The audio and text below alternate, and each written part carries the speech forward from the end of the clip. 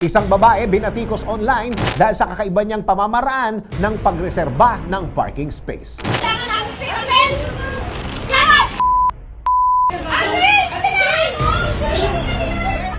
Kung anong convenient ng pagkakaroon ng sasakyan, siya namang hassle nito kapag naghahanap pa ng parking slot sa mga pampublikong lugar, lalo na kapag may occasion. Katulad na lang ng nangyari sa dalawang babae na nag-viral sa video na nauwi sa alitan dahil nag-iisang parking space na lamang sa sementeryo sa Las Piñas noong November 1 ang natitira. Ano ang tunay na nangyari?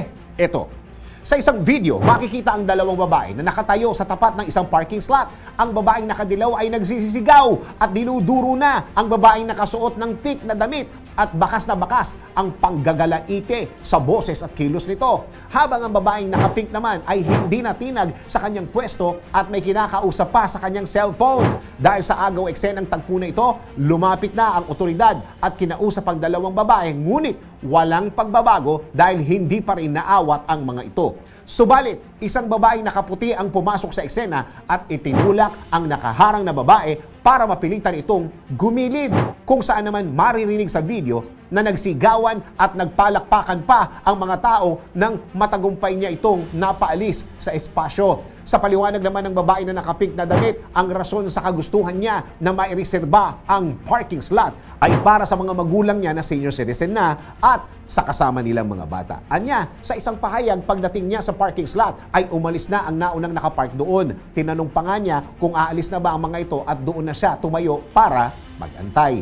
Dagdag pa niya nakipag-usap at nakipag-ayos na raw siya sa nakaalitan at nagkasundo na raw ang dalawang panig. Humingi rin siya ng tawad at sinabing nagsisisi siya sa kanyang nagawa. Trauma naman daw ang inabot ng babae dahil sa nangyari at nakiusap sa publiko na itigil na ang pagpapakalat ng nasabing video. Samantala, mali raw ang ipinakita sa video ng paraan ng pagrereserba sa parking slot ayon sa pulisya. Ikaw, ano ang gagawin mo kapag naranasan mo ang kaparehas na pangyayari niyan? DWIZ Research Report. Report.